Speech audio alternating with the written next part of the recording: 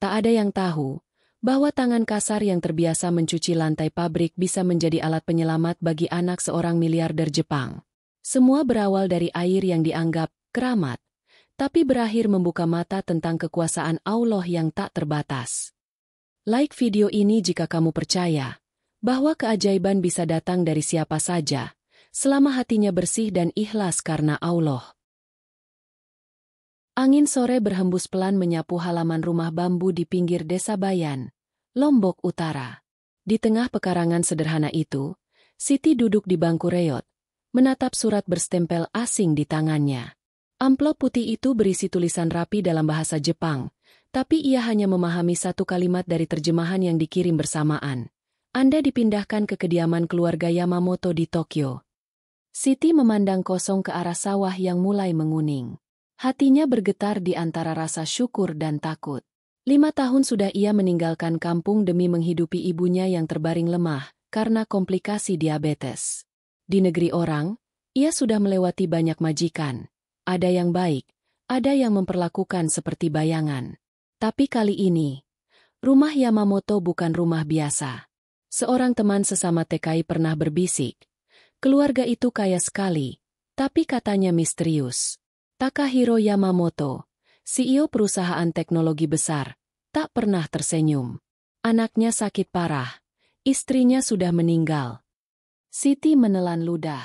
Ia bukan takut kerja keras, ia takut menghadapi kesepian yang tak bisa diterjemahkan. Malam itu, ia menatap langit yang diselimuti bintang. Ya Allah, bisiknya lirih. Jika ini jalan MU, kuatkan langkahku. Aku hanya ingin mencari ridho MU dan menyembuhkan hati ibuku dengan kebahagiaan kecil dari hasil kerjaku. Keesokan paginya, ia berangkat dengan koper tua dan selembar foto ibunya yang mulai kusam di dalam saku bajunya. Di bandara, Siti melihat pantulan wajahnya di kaca. Kulit sawo matang, mata yang menyimpan letih namun tegas. Ia sadar, hidupnya bukan tentang mencari kaya, tapi tentang menepati janji. Janji untuk tidak menyerah meski raga sudah nyaris habis. Pesawat mengudara. Dari balik jendela, awan bergulung seperti kapas.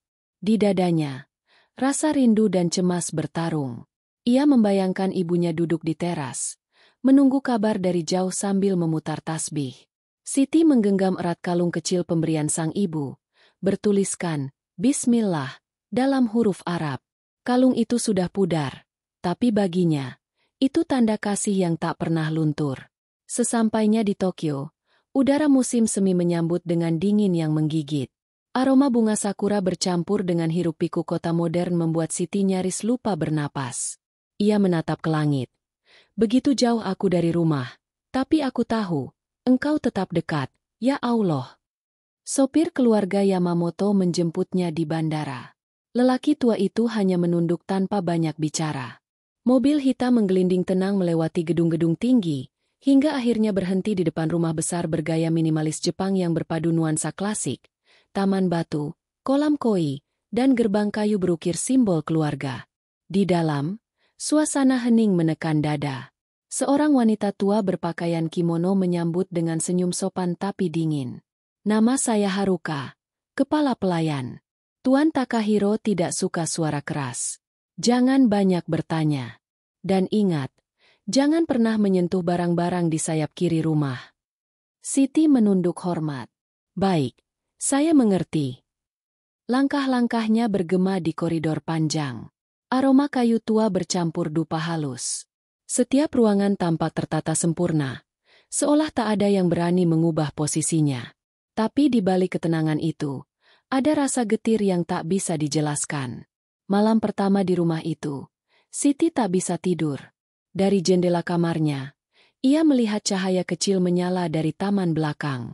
Ada seseorang berdiri di dekat pohon sakura yang sedang gugur. Sosok lelaki berjas hitam, wajahnya kaku, matanya kosong. Ia tahu, itu pasti Tuan Takahiro. Lelaki itu menatap satu arah lama sekali, seolah berbicara dengan seseorang yang tak terlihat. Tanpa sadar, Siti meneteskan air mata. Ia tahu rasa kehilangan seperti apa yang membuat seseorang mematung di bawah langit malam. Ia sendiri menanggung rindu setiap hari. Ia menatap tangannya, kasar, penuh retak karena kerja keras. Allah, bisiknya, berikan aku kekuatan, bukan hanya untuk bekerja, tapi untuk memahami takdir yang sedang kau siapkan di tempat ini. Tiba-tiba, angin bertiup kencang dan menutup jendela dengan keras. Siti terlonjak, tapi anehnya ia merasa damai setelah itu. Ia memeluk kalung kecil di lehernya, lalu menatap bulan yang menggantung di atas taman. Di matanya, ada sinar tekad yang mulai menyala, seolah alam ikut berbisik, kisahmu baru saja dimulai. Dan di rumah besar itu, di antara dinding-dinding sunyi dan bayangan masa lalu, takdir mulai menulis ulang garis hidup seorang TKI yang tak tahu bahwa langkah kecilnya akan mengubah segalanya. Pagi di rumah keluarga Yamamoto selalu dimulai dengan keheningan yang terasa seperti aturan tak tertulis. Tidak ada suara radio, tidak ada tawa, hanya bunyi gesekan lembut sapu di lantai kayu dan gemericik air dari taman. Siti sudah terbiasa bangun sebelum matahari muncul. Ia menyapu koridor panjang yang menghubungkan ruang utama dengan paviliun kecil di sayap kiri rumah, tempat yang disebut Haruka sebagai wilayah pribadi keluarga. Sejak malam pertamanya, rasa penasaran tentang siapa yang tinggal di sayap kiri itu terus menghantui. Setiap kali ia lewat, udara di sekitar seolah berubah lebih dingin. Suatu pagi, ketika ia sedang membawa pakaian kering dari halaman belakang, pintu geser di ujung koridor terbuka sedikit. Dari celah kecil itu, Siti mendengar batuk lembut seorang perempuan muda. Suara itu lirih, nyaris seperti bisikan. Ia berhenti, berusaha menahan napas. Lalu dari balik pintu, muncul sepasang mata besar berwarna abu-abu, lemah tapi memancarkan kehangatan aneh. Seorang gadis muda dengan rambut panjang terurai menatapnya. Wajahnya pucat, tapi senyumnya lembut. "Kau baru di sini, ya?" Suaranya pelan, bergetar. Siti tergagap, menunduk sopan. "Iya, Nona. Nama saya Siti." "Aku Hana," jawab gadis itu sambil tersenyum lemah. "Aku anak Tuan Takahiro." Siti hampir menjatuhkan keranjang cucian di tangannya. Ini putri CEO yang selama ini hanya ia dengar dalam bisik-bisik pelayan lain. Hana tampak rapuh seperti bunga sakura yang siap gugur kapan saja. Ia mengenakan kimono tipis berwarna biru muda, dan di pergelangan tangannya terpasang gelang medis. "Maaf, aku tidak boleh keluar ruangan terlalu lama," kata Hana pelan. "Ayah khawatir udara luar akan memperburuk kondisiku. Tapi aku bosan, aku ingin bicara dengan seseorang yang bukan dokter." Siti tersenyum kecil. "Kalau Nona ingin bicara, saya siap mendengarkan. Saya cuma pembantu, tapi kadang telinga orang kecil bisa menyimpan banyak rahasia tanpa menghakimi." Hana tertawa kecil, suara yang terdengar seperti denting lonceng halus. Tapi tawa itu cepat berubah menjadi batuk panjang yang membuat tubuhnya gemetar. Siti panik dan hampir berlari memanggil Haruka. Namun Hana menahan tangannya. "Tidak perlu. Aku sudah terbiasa. Tubuhku seperti kaca. Sedikit saja retak, bisa pecah." Ucapan itu menusuk hati Siti. Ia menatap gadis itu seperti melihat bayangannya sendiri. Seseorang yang harus kuat meski rapuh, yang belajar menahan sakit agar orang lain tak khawatir. Dalam hatinya, ia berbisik, "Ya Allah, kuatkan anak ini." Sejak hari itu, Siti sering diam-diam membersihkan taman kecil di depan paviliun Hana. Ia tahu gadis itu suka memandangi pohon sakura dari balik jendela. Setiap kelopak jatuh, Siti merasa seperti menyaksikan napas Hana yang semakin lemah. Suatu sore, ketika ia sedang menata vas bunga, Hana memanggilnya dari balik pintu. "Siti, kau percaya keajaiban?" tanyanya tiba-tiba. Siti berhenti sejenak, lalu menatap lembut. "Saya percaya, Nona. Tapi keajaiban tidak datang dari langit tanpa alasan. Kadang ia datang karena doa orang yang tidak menyerah." "Doa?" Hana mengulang kata itu seolah asing di lidahnya. "Aku tidak tahu bagaimana rasanya berdoa. Di rumah ini, yang kupercaya hanya sains dan teknologi. Ayah bilang semuanya bisa dijelaskan dengan logika. Tapi, mengapa penyakitku tidak bisa dijelaskan?" Siti terdiam. Ia tahu pertanyaan itu bukan minta jawaban. Gadis itu sedang bergulat dengan harapan yang mulai pudar. Kadang logika tidak salah, jawab Siti perlahan. Tapi hati manusia tidak bisa hidup hanya dengan angka.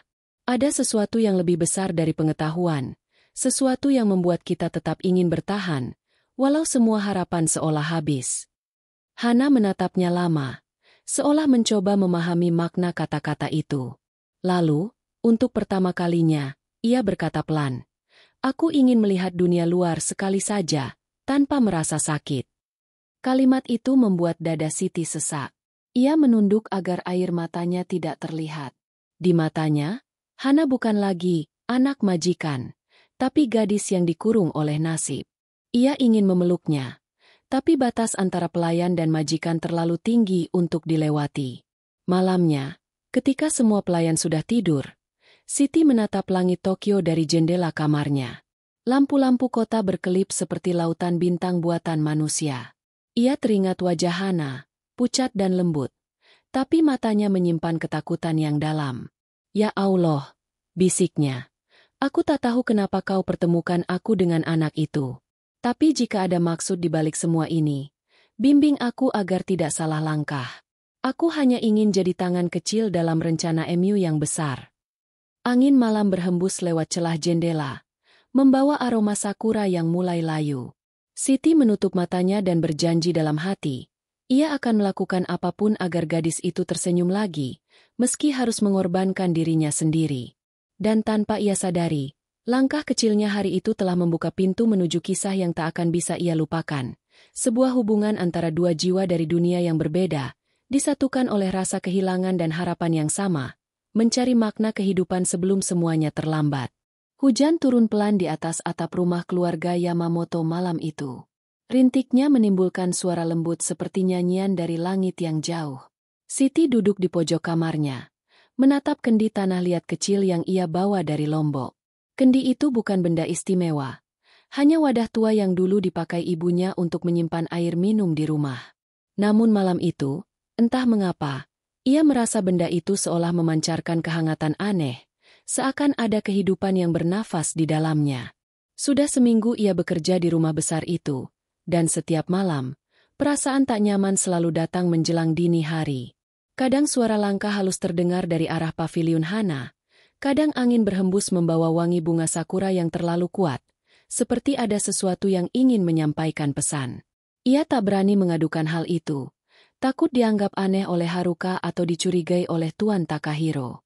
Malam itu, matanya terlalu letih untuk terpejam, tapi pikirannya terlalu gelisah untuk tenang.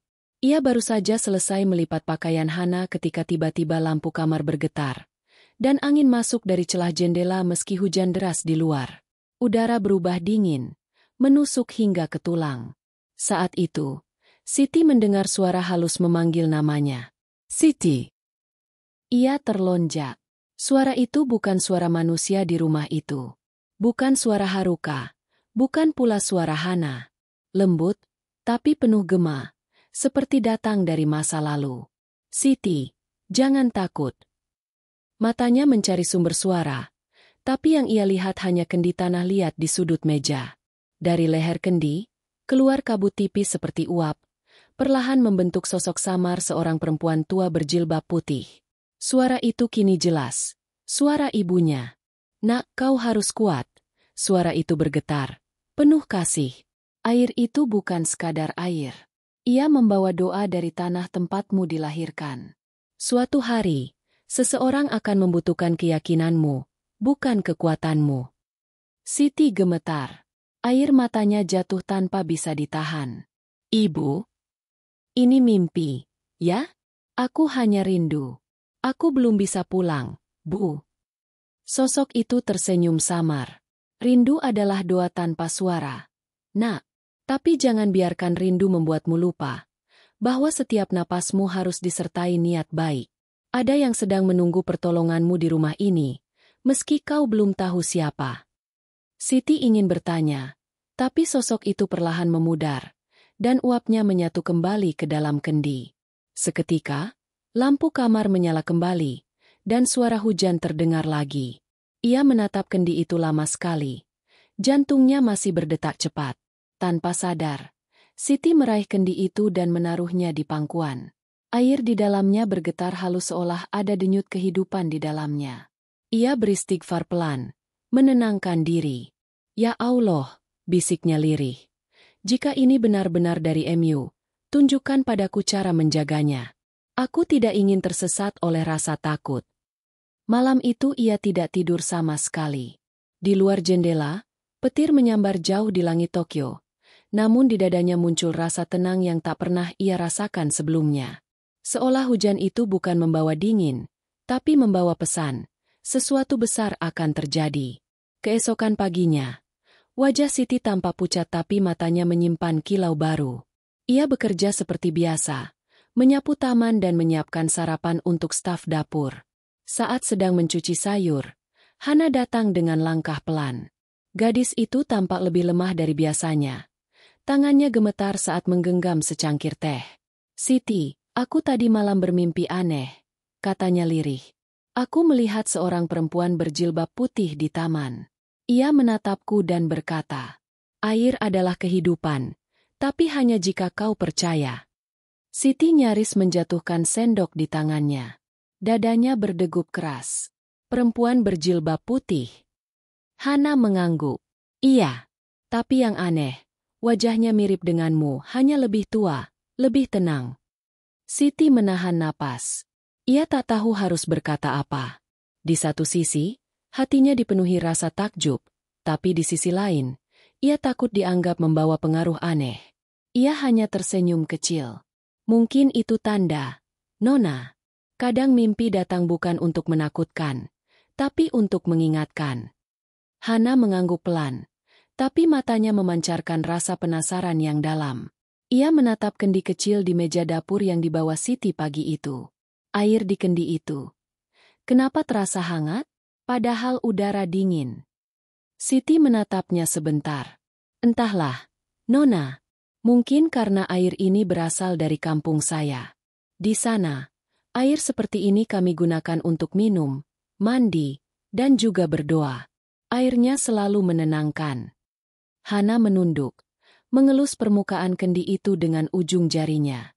Rasanya berbeda, seperti ada kehidupan di dalamnya. Sejak percakapan itu, Siti mulai menyadari sesuatu yang sulit dijelaskan. Setiap kali ia menyentuh kendi itu sambil berzikir pelan, udara di sekitar terasa lebih lembut. Seakan dunia ikut bernafas bersamanya. Ia tidak tahu maknanya, tapi hatinya yakin, ini bukan kebetulan. Malam berikutnya, ia kembali bermimpi. Kali ini, ia melihat dirinya berdiri di tepi sumur tua di Lombok. Air di dalam sumur itu berkilau seperti cermin perak. Dari dalam air, muncul bayangan Hana, wajahnya pucat, matanya memohon. "Siti?" Suara Hana di dalam mimpi itu parau. "Tolong aku, air itu, hanya kau yang bisa membawanya." Siti terbangun dengan keringat dingin membasahi leher. Nafasnya memburu, dan ia langsung menatap kendi di meja. Airnya kini beriak pelan, meski ruangan sama sekali tak bergerak. Ia menunduk, menggenggam kedua tangannya erat, lalu berbisik dengan suara bergetar. "Ya Allah, jika ini ujian, aku siap. Tapi jika ini panggilan MU, bimbing aku agar tidak salah membaca tanda-tanda MU." Dan di antara gema hujan yang belum berhenti sejak sore, Siti mulai sadar. Hidupnya yang tenang sebagai TKI kini berubah menjadi perjalanan yang jauh lebih dalam. Bukan lagi sekadar mencari nafkah, tapi mungkin panggilan takdir yang datang dari tempat di mana dunia nyata dan rahasia Allah bersinggungan. Pagi di rumah keluarga Yamamoto terasa berat. Langit Tokyo diselimuti kabut kelabu, seolah matahari enggan menampakkan diri. Udara di taman terasa lembab, dan bunga sakura yang kemarin bermekaran kini berguguran satu persatu, menutupi jalan batu di halaman belakang. Siti menyapu perlahan, tapi pikirannya tidak di situ. Semalam, ia kembali mendengar suara lembut yang memanggilnya, seperti bisikan yang muncul di sela mimpi dan kenyataan. Ia sudah berhenti mencoba menolaknya, karena yang ia rasakan bukan ketakutan, melainkan dorongan yang sangat kuat untuk percaya. Kendi kecil dari tanah liat kini selalu ia bawa kemanapun ia pergi. Ia tak tahu apa yang membuat air di dalamnya tak pernah habis. Meski ia sudah beberapa kali menggunakannya untuk menyiram bunga di taman. Airnya bening seperti kaca, tapi memantulkan cahaya lembut ketika tertimpa sinar matahari pagi. Ia tak berani menceritakan hal ini pada siapapun, bahkan pada Hana. Ia hanya menyimpan keyakinan bahwa benda itu datang bukan tanpa alasan. Hari itu, suasana rumah mendadak berubah tegang. Dari kejauhan, terdengar suara langkah cepat dan teriakan kecil dari arah paviliun Hana. Siti berlari tanpa pikir panjang. Jantungnya berdetak kencang. Di depan pintu kamar Hana, Haruka dan dua perawat terlihat panik. Tubuh Hana terbaring di tempat tidur. Menggigil hebat, bibirnya membiru. Matanya setengah terbuka. Napasnya pendek-pendek seperti tersengal melawan udara yang enggan masuk ke paru-parunya. "Dokter sedang di jalan," teriak Haruka. Tapi suaranya terdengar lebih seperti doa putus asa. "Jangan sentuh dia, Siti. Kau hanya pembantu. Jangan ikut campur." Namun Siti tak mendengar apa-apa lagi. Suara dunia seolah tenggelam di telinganya. Ia hanya melihat wajah Hana, pucat, keringat dingin mengalir di pelipisnya, dan tangan kecilnya menggenggam spray seperti sedang menahan rasa sakit luar biasa. Dalam sekejap, Siti teringat mimpi-mimpinya, suara ibunya, sumur di Lombok, dan pesan yang berulang-ulang disampaikan dalam keheningan malam. Kakinya melangkah sendiri. Ia mendekat, menyingkirkan tangan Haruka yang berusaha menahannya. "Tolong beri saya waktu sebentar," katanya pelan, tapi tegas. "Saya tidak akan menyakiti Nona Hana." Haruka ingin memprotes, namun tatapan Siti begitu tenang, seolah ada kekuatan tak terlihat yang menahan semua kata keluar dari mulutnya. Siti berlutut di samping tempat tidur, menggenggam kendi kecil itu dengan dua tangan yang gemetar. Ia menatap wajah Hana, lalu menunduk dengan lirih. "Ya Allah, aku tidak tahu apa yang sedang kau rencanakan. Tapi aku tahu engkau tidak akan menghadirkan sesuatu tanpa maksud. Jika air ini memang datang dari rahmat Mu, jadikan ia penawar bagi yang engkau kehendaki. Aku hanyalah perantara, ya Rab, bukan penyembuh. Tapi dengan izin Mu, segalanya bisa berubah." Tangannya yang bergetar perlahan membuka tutup kendi. Air bening di dalamnya berkilau, memantulkan cahaya seperti serpihan bintang. Ia mencelupkan ujung jarinya dan meneteskan air itu di dahi Hana, kemudian membasuh wajahnya perlahan sambil berzikir pelan. "Subhanak, la ilaha illa anta, ini kuntu minas salimin." Udara di ruangan mendadak berubah. Semua terasa lebih hangat. Aroma dupa lenyap digantikan wangi tanah basah setelah hujan. Siti bisa merasakan setiap detak jantungnya berpacu dengan napas Hana yang mulai teratur. Sesuatu mengalir dari dalam dirinya. Bukan kekuatan, melainkan ketenangan yang tak bisa dijelaskan. Hana, yang tadi menggigil dan hampir kehilangan kesadaran, tiba-tiba menarik napas panjang. Tubuhnya berhenti bergetar. Perlahan matanya terbuka, dan pandangan samar itu berhenti tepat di wajah Siti. "Air itu hangat," bisiknya lemah. Siti menatapnya dengan mata berkaca. "Itu hanya air, Nona. Tapi mungkin Allah mengizinkannya menjadi penenang untukmu." Haruka dan perawat berdiri terpaku. Mereka tak mengerti apa yang baru saja terjadi. Ketika dokter akhirnya datang 15 menit kemudian, ia terkejut menemukan kondisi Hana yang stabil, bahkan denyut nadinya normal kembali. Ia memeriksa ulang berkali-kali, tapi semua hasil menunjukkan keajaiban medis yang tak bisa dijelaskan. Sore itu, rumah besar keluarga Yamamoto berubah menjadi bisik-bisik rasa ingin tahu. Ada yang menganggapnya keberuntungan, ada yang menyebutnya kebetulan, namun di antara mereka, hanya Siti yang tahu bahwa tak ada yang kebetulan di dunia ini. Ketika malam turun, Siti kembali ke kamarnya. Ia menatap kendi di meja. Air di dalamnya masih setengah penuh, tapi kali ini cahaya di permukaannya lebih lembut, seperti berdenyut mengikuti irama napasnya.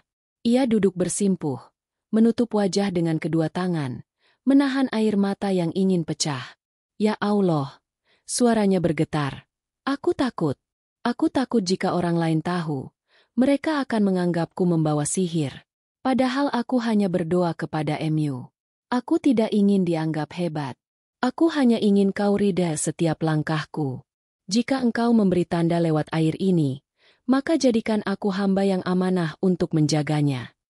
Dari luar, angin malam menyelinap masuk membawa harum bunga sakura yang jatuh ke lantai kayu. Siti menatapnya lama, lalu tersenyum dalam tangisnya. Mungkin, ya Allah, bisiknya lirih. Engkau memang tidak selalu menurunkan pertolongan dari langit. Kadang kau menitipkannya pada tangan yang paling tak disangka.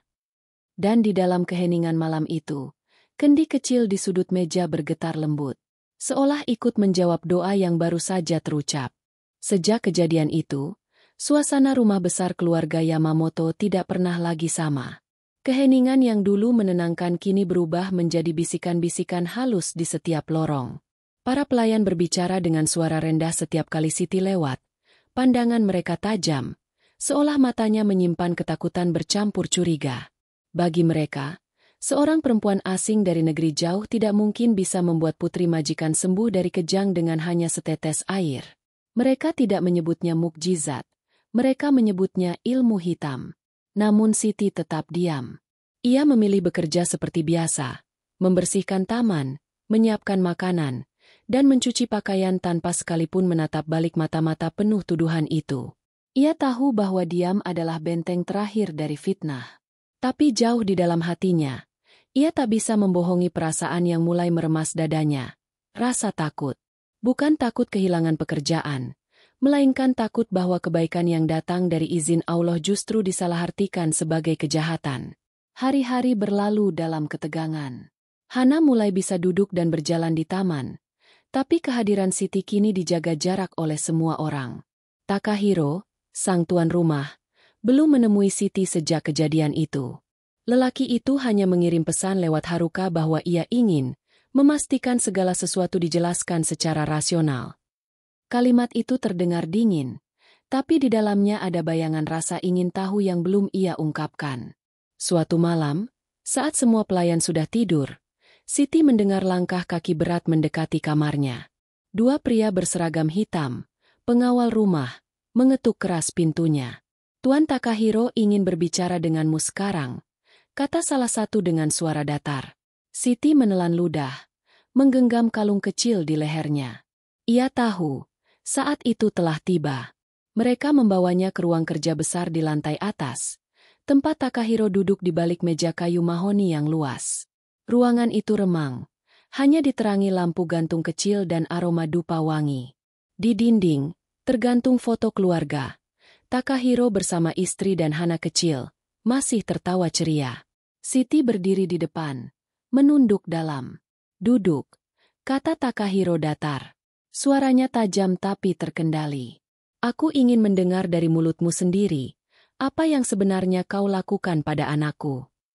Siti menatapnya sebentar, lalu berkata lembut, "Saya tidak melakukan apa-apa, Tuan. Saya hanya memohon pada Allah agar Nona Hana diberi ketenangan.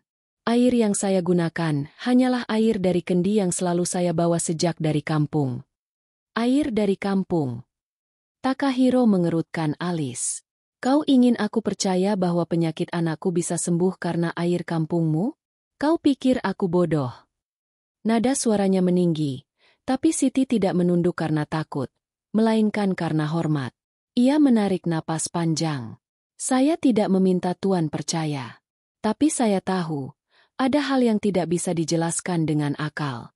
Saya hanya berdoa, dan mungkin Allah mengabulkan doa itu dengan cara yang Tuan anggap mustahil." Ruangan seketika sunyi. Hanya suara detik jam di dinding yang terdengar. Takahiro memandangi Siti lama, seperti sedang mencoba menembus isi hatinya. "Kau tahu, di negeri ini, yang tidak bisa dijelaskan dianggap berbahaya," katanya akhirnya. "Orang-orang bilang kau memakai kekuatan gaib. Ada yang minta aku mengusirmu. Tapi Hana, anakku, membela kau." Siti menunduk lebih dalam. "Saya tidak punya kekuatan, Tuan. Kalau saya punya, saya pasti sudah memintanya untuk menyembuhkan ibu saya di Lombok yang sedang sakit. Saya hanya punya doa." Kata-kata itu membuat Takahiro terdiam lama. Di matanya ada sesuatu yang bergetar, rasa ragu antara marah dan kagum. Tapi sebelum ia sempat berbicara lagi, suara lembut dari belakang mereka memecah keheningan. "Jangan marahi dia, Ayah.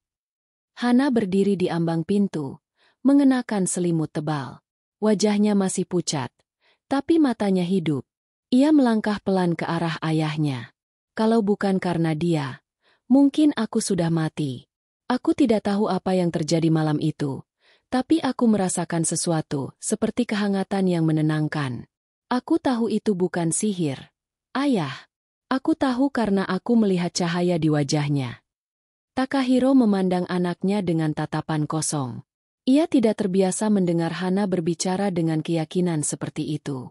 Perlahan, ia bangkit dari kursi, berjalan ke arah jendela, menatap taman yang gelap. Cahaya, ya. Gumamnya pelan. Dulu ibumu juga percaya pada hal-hal seperti itu. Siti hanya diam. Ia tidak ingin mengusik kenangan keluarga itu. Tapi di dalam hatinya, ia berdoa agar Allah melembutkan hati sang tuan rumah.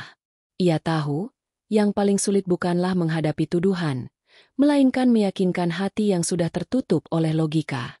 Malam itu berakhir tanpa keputusan. Siti diizinkan kembali ke kamarnya, tapi ia tahu pengawal masih mengawasinya dari jauh. Fitnah belum berhenti. Keesokan paginya, ada gosip bahwa Hana kambuh lagi karena Siti terlalu dekat dengannya. Beberapa pelayan bahkan menyembunyikan barang-barangnya, menuduh kendi kecil itu membawa roh jahat. Saat menemukan kendi itu tergeletak di lantai dapur, penuh debu dan noda, Siti berlutut sambil menahan tangis. Ia membersihkannya perlahan, lalu berbisik. Mereka tidak tahu, ya Allah, mereka hanya takut pada sesuatu yang tidak mereka pahami. Tapi aku tahu, selama engkau bersamaku, fitnah takkan bisa menghancurkan kebenaran. Ia menatap ke arah paviliun Hana dari jendela dapur. Di sana, gadis itu sedang duduk menatap langit mendung. Wajahnya sendu tapi matanya tetap mencari sosok Siti. Antara mereka, terbentang jarak yang diciptakan oleh ketakutan manusia. Namun di balik jarak itu, ada ikatan halus yang hanya bisa dijelaskan oleh takdir. Dan di rumah besar yang penuh rahasia itu, Siti mulai menyadari, keajaiban tidak selalu membawa ketenangan. Kadang ia datang bersama ujian, untuk mengukur seberapa teguh seseorang bisa bertahan ketika kebenaran justru disalahartikan oleh dunia. Malam itu, udara Tokyo begitu sunyi hingga suara detik jam terdengar seperti palu kecil di dada. Siti duduk di sudut kamarnya, memeluk lutut dengan tubuh gemetar. Sejak fitnah itu merebak, setiap langkahnya di rumah keluarga Yamamoto terasa seperti menapaki tanah yang siap runtuh. Namun satu hal yang selalu memberinya ketenangan kini ikut hilang, kendi kecil dari tanah liat itu. Ia baru menyadarinya sore tadi. Setelah mencuci pakaian di halaman belakang, ia meletakkan kendi itu di rak kecil dekat jendela. Tapi saat ia kembali, benda itu tak ada. Ia mencari di seluruh ruangan, membuka lemari, memeriksa kolong tempat tidur, bahkan bertanya dengan nada hati-hati kepada pelayan lain. Tak ada yang tahu. Beberapa hanya berpura-pura tidak mendengar. Ada juga yang tersenyum sinis dan berkata, mungkin air sakti itu sudah kembali ke tempat asalnya. Siti mencoba menahan amarah, tapi dadanya sesak. Ia tahu bukan kebetulan. Sejak malam penyembuhan Hana, banyak mata iri memandang kendi itu seolah benda keramat. Ia bisa merasakan tatapan penuh dengki, terutama dari Haruka yang sejak awal tidak menyukainya. Namun yang paling menyakitkan bukan kehilangan benda itu, melainkan kehilangan rasa tenang yang biasa ia rasakan ketika menggenggamnya. Ketika matahari terbenam, Hana tiba-tiba kambuh. Tubuhnya menggigil hebat, wajahnya pucat seperti kertas. Siti yang mendengar kabar itu berlari tanpa pikir panjang ke paviliun, menerobos larangan Haruka yang berteriak di belakangnya. Dokter belum datang, dan Takahiro sedang dalam perjalanan pulang. Hana berbaring lemah di ranjang, napasnya tersengal, matanya setengah terbuka menatap langit-langit. Siti memegang tangan gadis itu, dingin seperti es. Nona, bertahanlah, saya di sini. Hana menatapnya samar, bibirnya bergetar. Siti, air itu di mana? Pertanyaan itu membuat dada Siti bergetar hebat. Ia menunduk, menahan air mata yang hampir pecah. Maaf, Nona, air itu hilang. Tidak, aku butuh air itu. Aku bisa merasakannya, Siti. Hanya itu yang bisa menenangkanku. Siti memeluk tangan Hana lebih erat. Bukan airnya, Nona. Yang menenangkanmu bukan air, tapi rahmat dari Allah. Air itu hanya jalan. Kita bisa berdoa bersama, walau tanpa kendi itu. Namun Hana menggigil semakin keras. Ia memejamkan mata. Suaranya nyaris tak terdengar. Aku takut. Siti merunduk. Hatinya hancur. Ia tahu gadis itu bukan hanya berjuang melawan sakit, tapi juga melawan ketakutan yang datang dari dalam diri, takut kehilangan harapan. Ia berlutut di samping ranjang, menengadahkan tangan, dan untuk pertama kalinya ia berdoa dengan suara yang bergetar keras di hadapan semua orang yang ada di ruangan itu. Ya Allah, Engkau yang menurunkan rahmat tanpa batas, yang memberi kehidupan pada air dan menenangkan hati yang gelisah. Jika Engkau berkehendak, sembuhkanlah dia tanpa perantara apapun.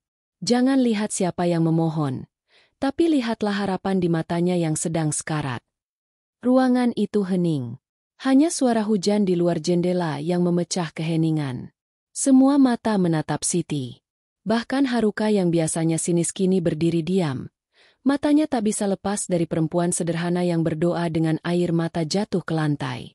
Tiba-tiba Hana menarik napas panjang, diikuti suara serak dari tenggorokannya. Napasnya tidak lagi terputus-putus, tapi perlahan tenang. Wajahnya yang semula pucat mulai berwarna. Semua orang terpaku, tak percaya. Dokter yang baru datang beberapa menit kemudian hanya menggeleng takjub. Tubuhnya menurun drastis lalu stabil begitu saja. Ini mustahil. Namun bagi Siti, itu bukan mustahil.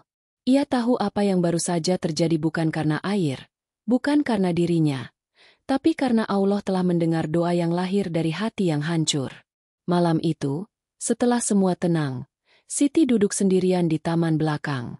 Hujan sudah berhenti, tapi dedaunan masih basah dan udara lembab menempel di kulit. Ia menatap kolam koi yang memantulkan sinar bulan. Ya Allah, bisiknya lirih. Aku sadar, Engkau ingin mengajariku sesuatu. Bahwa kadang Engkau mengambil apa yang kami sayangi agar kami tahu siapa yang sebenarnya memberi kekuatan. Ia mengingat kembali kendi itu. Benda sederhana yang selama ini ia anggap anugerah. Mungkin benar, benda itu hilang bukan karena kelalaian, tapi karena waktunya telah selesai. Mungkin Allah ingin menunjukkan bahwa mukjizat bukan berasal dari air, melainkan dari keyakinan. Namun di tengah keheningan itu, langkah lembut mendekat. Hana datang dengan selimut menutupi bahunya, berjalan pelan sambil membawa secangkir teh. Aku tidak bisa tidur, katanya pelan. Aku mendengar kau berdoa tadi, dan aku merasa hangat. Aku tidak tahu bagaimana menjelaskan, tapi aku tahu kau tidak berbohong. Siti tersenyum, matanya basah. Yang kau rasakan itu bukan dariku, Nona. Itu dari Dia yang menguasai hati manusia. Aku hanya berdoa. Hana duduk di sebelahnya, menatap air kolam. Aku ingin tahu bagaimana rasanya percaya seperti dirimu. Aku selalu mencari jawaban lewat ilmu, tapi kau menemukan kekuatan hanya dengan menundukkan kepala. Siti terdiam. Angin malam menyapu rambutnya yang basah. Percaya itu tidak mudah, Nona. Kadang harus kehilangan sesuatu dulu sebelum menemukan makna. Aku kehilangan kendi itu. Tapi sekarang aku tahu, aku tidak kehilangan apapun yang penting.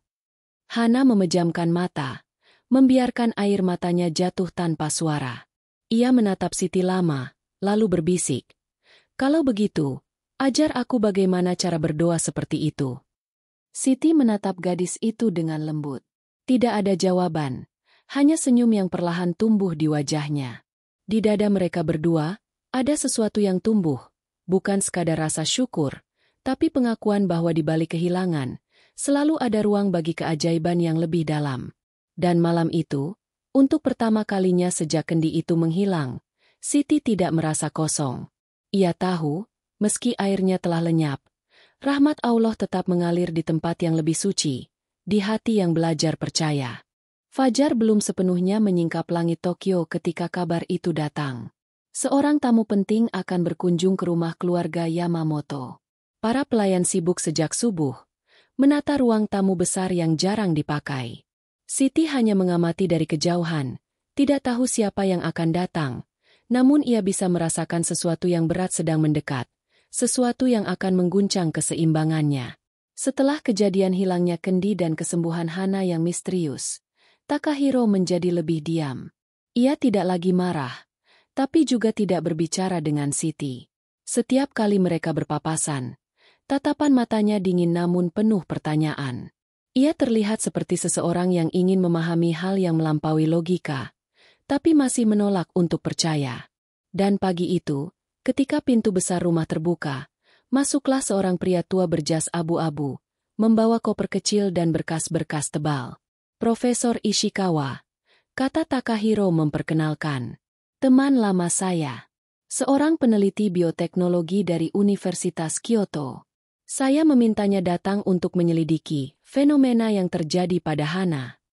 Siti berdiri di belakang Haruka, menunduk sopan. Tapi matanya mencuri pandang. Wajah profesor itu penuh keriput, namun sorot matanya tajam seperti pisau. Ia menatap sekeliling ruangan seolah sedang membaca cerita yang tersembunyi di balik dinding. Saya mendengar dari Takahiro, putrimu sembuh tiba-tiba setelah seorang pekerja menggunakan air tertentu. Katanya pelan, nada suaranya penuh keingintahuan ilmiah. Siti menggenggam tangannya. Ia tahu ucapannya itu ditujukan padanya. Profesor Ishikawa duduk berhadapan dengan Hana yang kini tampak lebih segar. Gadis itu tersenyum, namun suaranya masih lemah. Saya tidak tahu bagaimana menjelaskannya, Sensei. Waktu itu saya seperti tenggelam dalam rasa sakit. Lalu saya merasakan kehangatan yang aneh, seperti air yang mengalir di seluruh tubuh saya. Setelah itu, saya bisa bernapas lagi. Dan air itu? Tanya sang profesor. Siti akhirnya maju satu langkah. Itu air yang saya bawa dari kampung saya di Lombok, Sensei. Tapi sekarang sudah hilang. Profesor menatapnya lama. Lombok, Indonesia. Tempat yang hangat, penuh mineral alami dan energi geotermal. Menarik. Ia menulis sesuatu di catatannya. Tahukah kau, Takahiro, bahwa beberapa ilmuwan Jepang pernah meneliti struktur molekul air di kawasan Asia Tenggara? Mereka menemukan pola resonansi yang berubah saat air diberi getaran suara tertentu. Beberapa menyebutnya air yang berdoa, karena ketika dibacakan kalimat penuh ketenangan, strukturnya menjadi lebih teratur dan stabil. Takahiro tampak skeptis. Kau bicara tentang pseudoscience, Ishikawa. Itu bukan sains. Profesor tersenyum tipis. Mungkin. Tapi banyak hal di dunia ini belum kita pahami karena kita terlalu cepat menolak. Aku tidak bilang air itu ajaib. Tapi, mungkin doa yang diucapkan Siti memiliki frekuensi yang menenangkan sistem saraf Hana. Kadang tubuh manusia merespons ketulusan lebih cepat daripada obat. Kata-kata itu membuat ruangan terdiam. Siti menunduk. Matanya panas menahan air mata.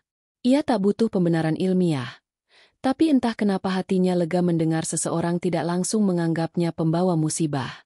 Profesor Ishikawa menatapnya lembut. Siti, bagaimana kau melakukannya? Apa kau tahu air itu istimewa? Siti menggeleng. Tidak, Sensei. Saya hanya membawa kendi itu karena peninggalan ibu saya. Ia selalu bilang, selama air itu disertai doa yang tulus, maka siapapun yang meminumnya akan tenang. Saya tidak tahu kenapa Nona Hana membaik, tapi saya yakin bukan karena airnya, melainkan karena izin Allah. Nada suaranya lembut, namun ada keyakinan kuat di dalamnya.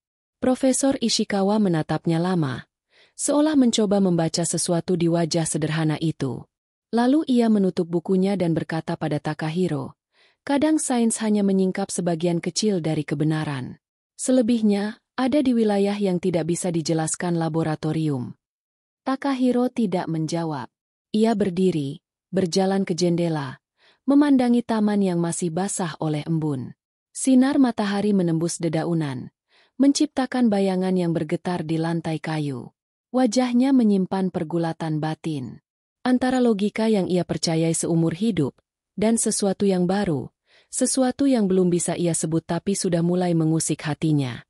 Sore hari, Profesor Ishikawa meminta izin untuk memeriksa kamar Siti dan tempat Hana disembuhkan. Ia mengamati setiap detail dengan alat kecil yang tampak seperti scanner portable. Saat ia berhenti di dekat jendela kamar Siti, ia berbisik pelan. Energi ruangan ini hangat, seperti tempat yang sering digunakan seseorang untuk berdoa. Siti hanya tersenyum samar. Mungkin karena saya sering menyebut nama Allah di sini, Sensei. Profesor itu menatapnya lama, lalu tersenyum kecil. Kau tahu, Siti, aku pernah kehilangan anak. Aku juga berdoa setiap malam, tapi doaku hanya sebatas kata-kata. Mungkin yang membuat doamu berbeda adalah karena kau percaya pada yang kau ucapkan. Ucapan itu menusuk Siti lebih dalam dari yang bisa ia tunjukkan. Ia menunduk. Air matanya menetes diam-diam. Dalam suaranya yang bergetar, ia berkata, doa tidak selalu mengubah takdir, Sensei. Tapi ia bisa menenangkan hati yang sedang menunggu keputusan Allah. Menjelang malam, sebelum meninggalkan rumah, Profesor Ishikawa berbicara pelan kepada Takahiro di depan pintu. Saran saya, jangan usir perempuan itu. Apapun yang terjadi, ia membawa sesuatu yang tidak bisa dibeli dengan uang. Kau tahu, Takahiro, mungkin bukan Hana yang disembuhkan, mungkin hatimu yang sedang diuji. Kata-kata itu menggantung di udara lama setelah profesor pergi. Siti yang berdiri di ujung koridor mendengar sebagian percakapan itu. Ia tidak berani menatap, tapi hatinya bergetar. Malam turun perlahan. Di taman, angin berembus lembut membawa aroma sakura yang mulai layu. Siti duduk di bangku batu, menatap langit yang dipenuhi awan tipis. Ia memikirkan ucapan profesor tadi, tentang doa yang punya frekuensi, tentang air yang bisa menyimpan energi kebaikan. Tapi bagi Siti, semuanya sederhana.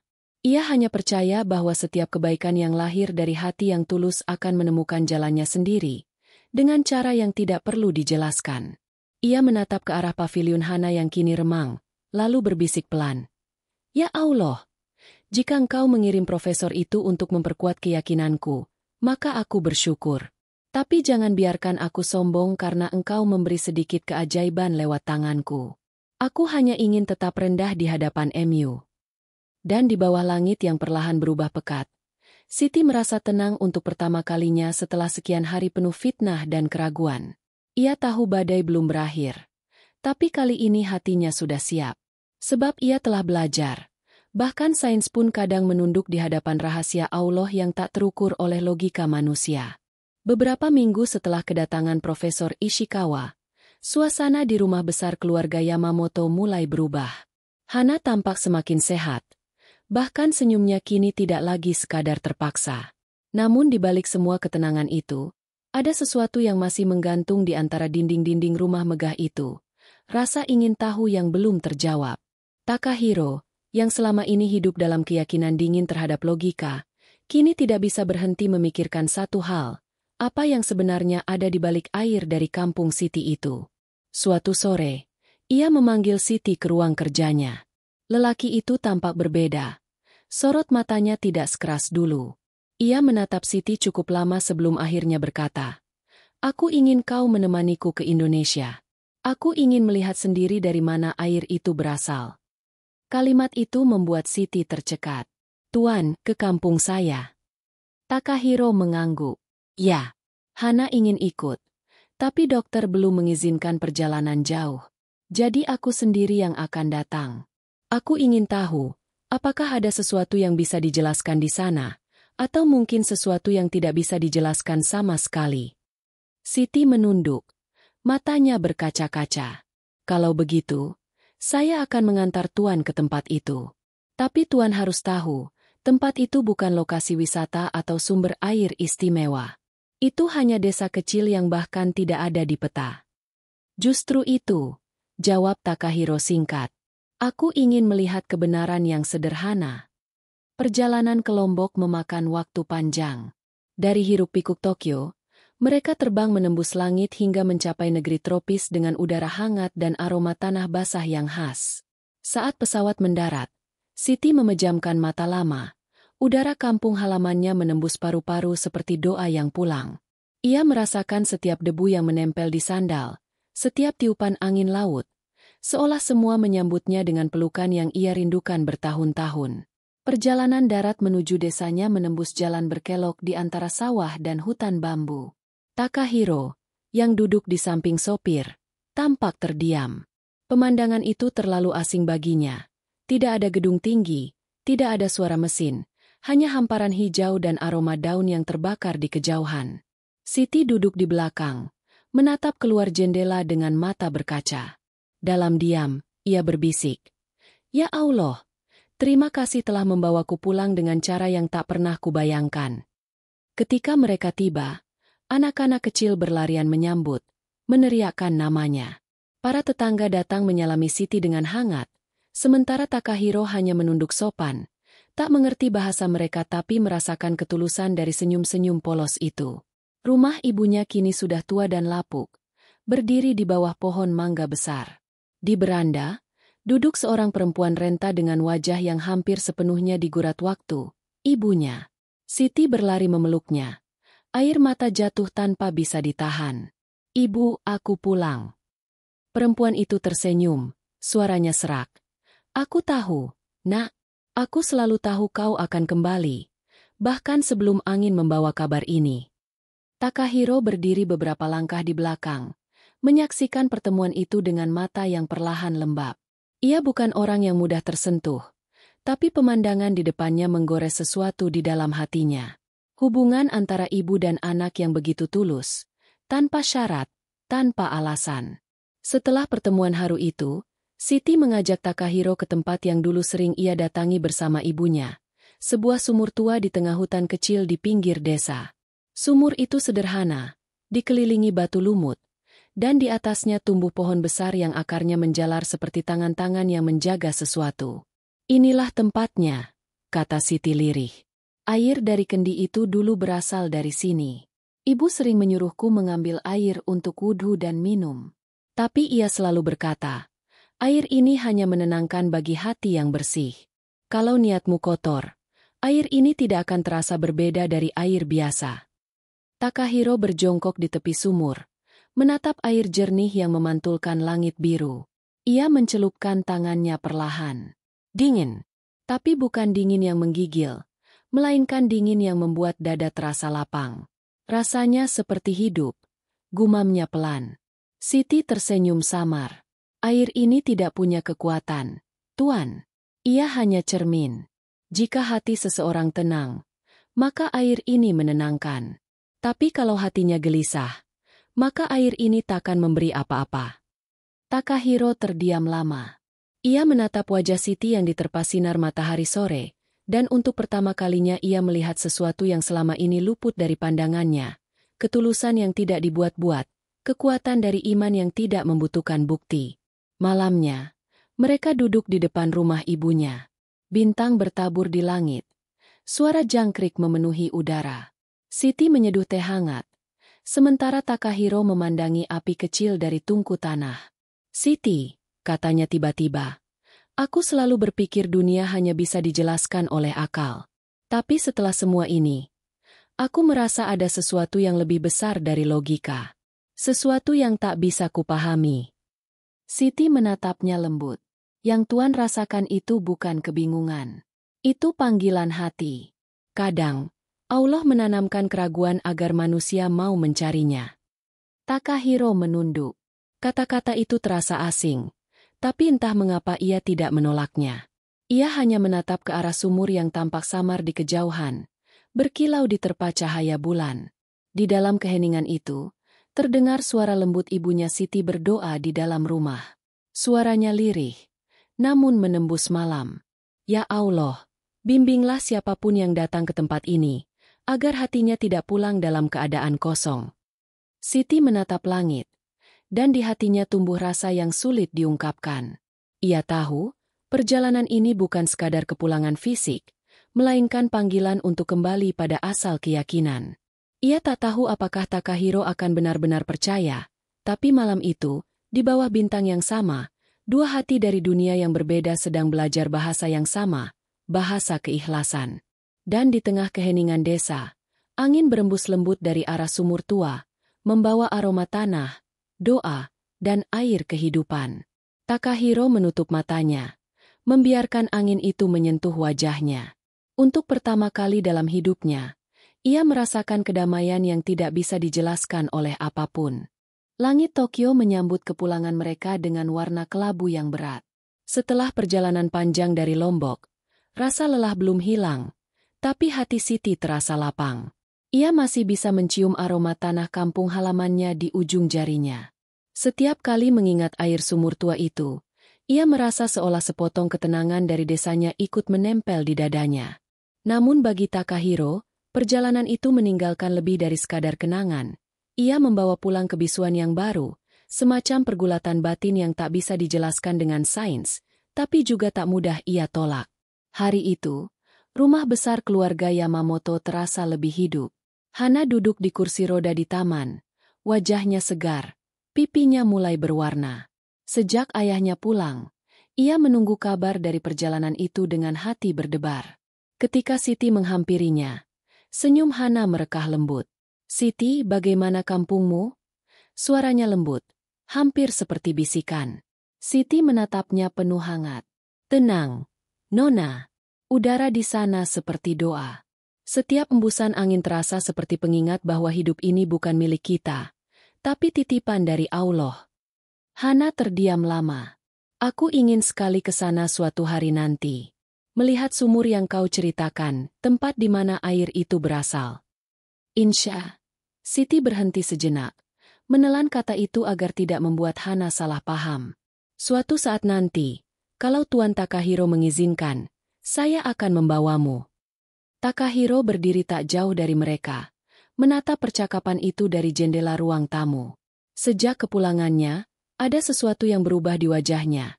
Kerut di dahinya masih ada, tapi matanya kini lebih lembut, seolah ada lapisan dinding yang perlahan runtuh. Ia tak lagi menolak untuk diam, dan untuk pertama kalinya ia mulai mendengarkan, bukan hanya berpikir.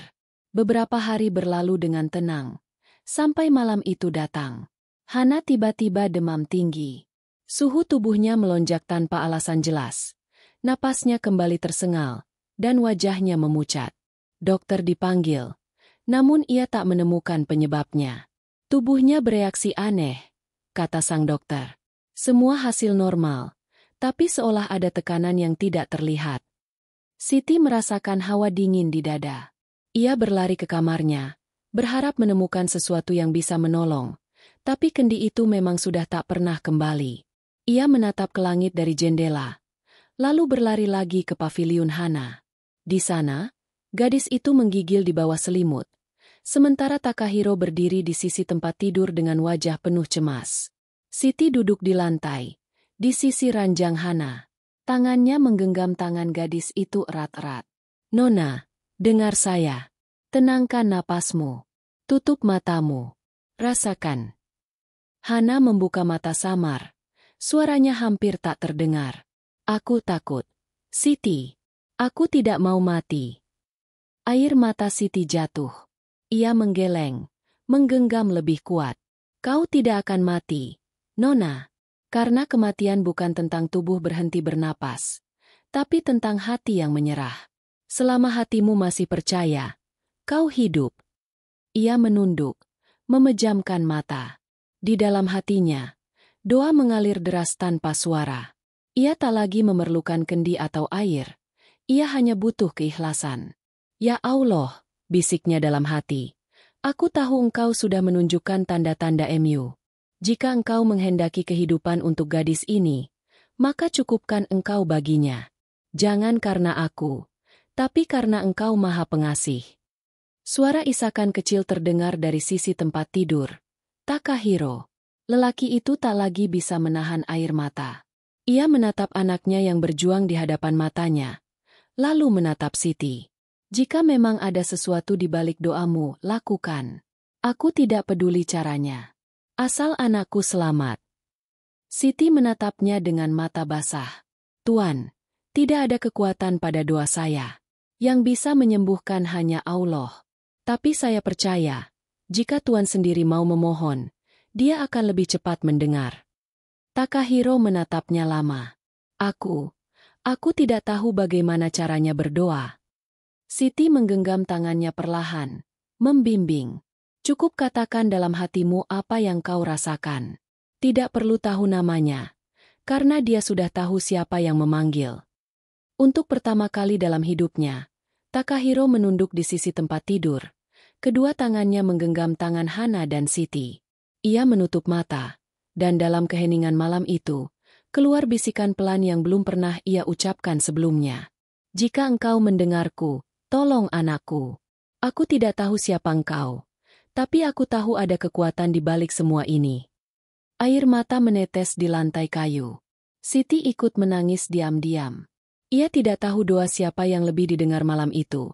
Doa ayah yang baru belajar percaya, atau doa hamba yang sejak lama menyerahkan diri. Tapi beberapa detik kemudian, sesuatu yang luar biasa terjadi. Tubuh Hana berhenti menggigil. Napasnya perlahan stabil. Lalu ia membuka mata. Wajahnya yang pucat berubah tenang, dan senyum kecil muncul di bibirnya. Ayah, Siti. Suaranya lembut, seperti angin menyentuh dedaunan. Aku melihat cahaya. Takahiro menatap anaknya tak percaya. Cahaya. Hana mengangguk pelan. Air matanya mengalir. Seorang perempuan berjilbab putih datang padaku. Ia menatapku dan berkata, "Jangan takut, anakku. Hidupmu masih panjang, tapi jangan lupa dari mana kau disembuhkan." Siti terdiam. Ia tahu siapa sosok itu. Ia menunduk, menutup wajah dengan tangan gemetar. "Ya Allah, terima kasih," gumamnya lirih. Takahiro memeluk anaknya. Tangisnya pecah. "Kau kembali padaku. Hana, kau kembali." Malam itu menjadi saksi perubahan yang tak akan pernah mereka lupakan. Setelah semua tenang, Takahiro duduk di taman, menatap langit penuh bintang. Siti datang membawa selimut, menaruhnya di bahunya tanpa berkata apa-apa. Mereka berdiam lama. Akhirnya, Takahiro berkata pelan, "Aku tidak tahu harus memanggil siapa, tapi aku tahu ada sesuatu yang besar malam ini. Aku tidak bisa menjelaskan, tapi aku tahu doa itu nyata." Siti menunduk. Matanya lembut. Tuan sudah menjawab pertanyaannya sendiri. Doa bukan untuk dijelaskan, tapi untuk dirasakan. Jika hati Tuan tersentuh, berarti dia telah mendengarnya. Takahiro menatap langit, lalu berbisik dengan suara yang hampir tak terdengar. "Kalau begitu, mungkin aku sudah mulai percaya." Siti tersenyum, menatap bulan yang menggantung di atas rumah besar itu. Hatinya hangat, bukan karena kemenangan, tapi karena keikhlasan yang tumbuh di tempat yang paling tak terduga. Ia tahu malam itu menjadi awal baru bagi seseorang yang dulu tak mengenal doa.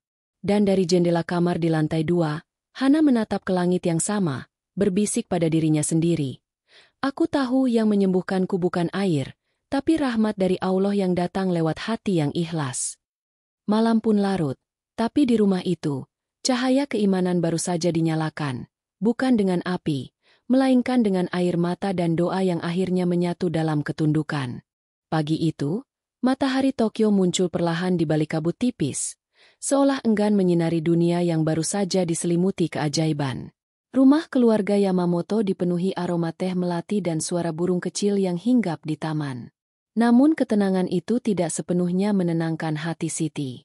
Sejak Hana sembuh malam itu, ia merasakan sesuatu yang ganjil, bukan pada dirinya, melainkan pada udara di sekitar rumah. Seperti ada rahasia yang menunggu untuk ditemukan, tapi belum berani menunjukkan diri. Takahiro tampak lebih banyak merenung. Ia tidak lagi tenggelam dalam pekerjaannya seperti dulu. Ia sering duduk di taman bersama Hana, menatap air kolam yang memantulkan langit. Kadang ia berbicara pelan dengan putrinya, tentang hal-hal kecil yang dulu tak sempat ia ucapkan, tentang kehilangan istrinya, tentang kesepiannya, dan tentang rasa bersalah yang menumpuk selama bertahun-tahun. Siti sering melihat mereka dari jauh, tersenyum, tapi di hatinya masih ada rasa belum tuntas, seperti ada bab yang belum selesai dalam takdir ini. Hari itu, Takahiro menerima telepon dari salah satu staf perusahaan yang mengelola laboratorium riset keluarga Yamamoto. Nada suaranya di ujung telepon terdengar gugup. "Tuan, Kami menemukan sesuatu di gudang bawah laboratorium lama. Sepertinya milik lama almarhumah Nyonya Akiko. Takahiro menatap layar ponsel sejenak, lalu memejamkan mata. Ia tahu nama itu masih menjadi luka. Namun ia akhirnya menjawab, "Kirim ke rumah. Aku ingin melihatnya sendiri."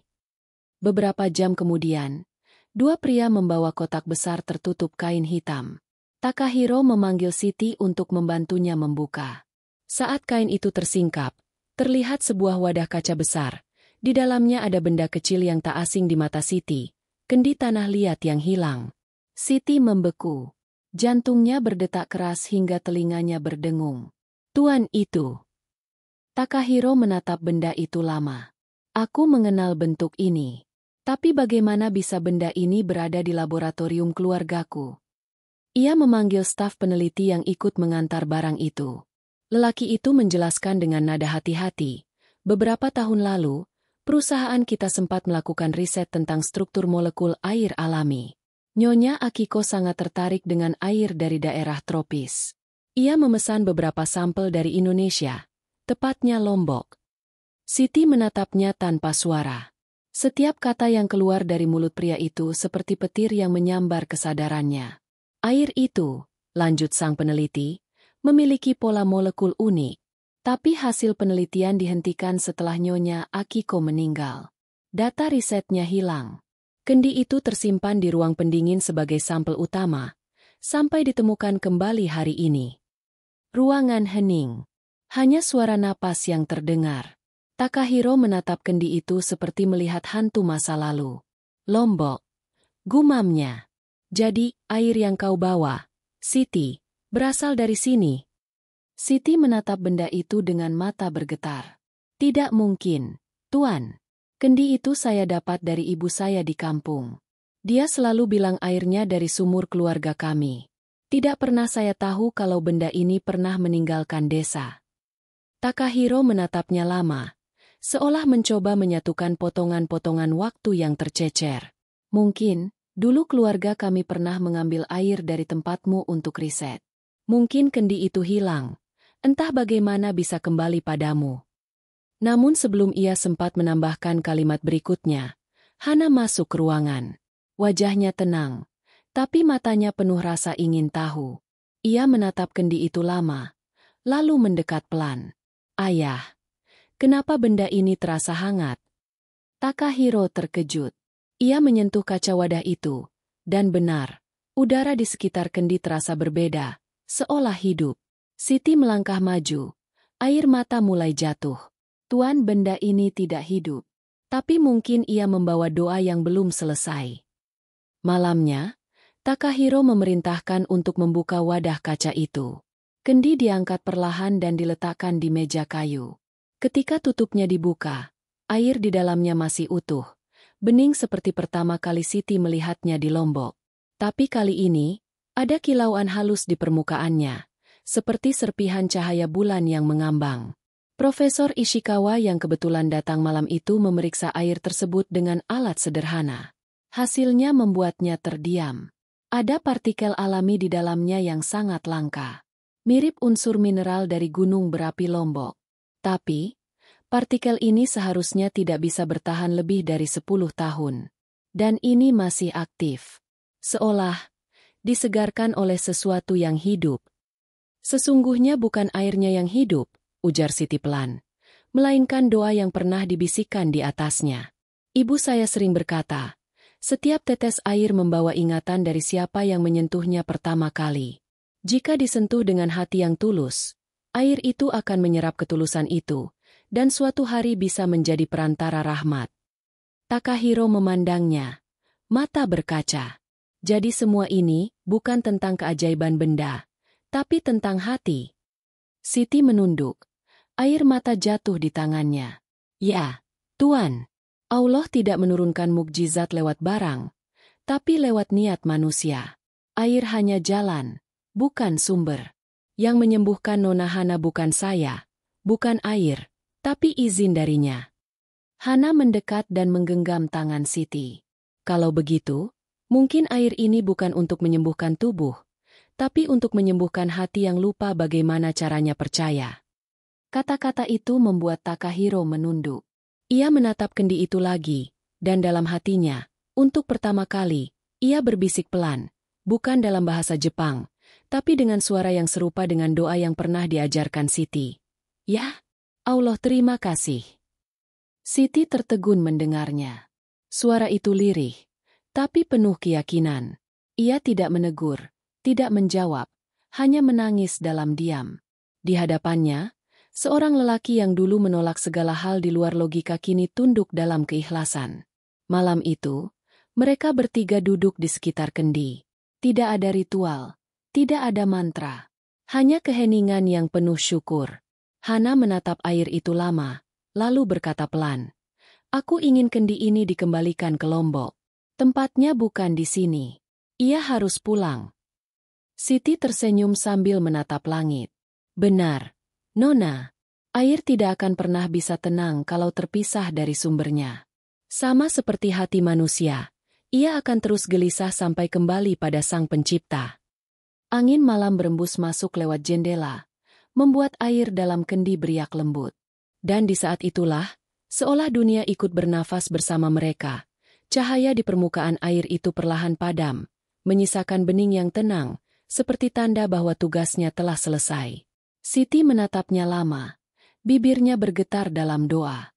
"Ya Allah, jika ini akhir dari keajaiban air itu, biarkanlah keajaiban baru lahir di hati mereka yang kini mengenal MU." Takahiro menutup matanya, menunduk lama sekali. Dan di ruangan sunyi itu, terdengar hanya satu suara. Suara isak syukur yang tulus dari hati yang baru saja menemukan arah pulangnya.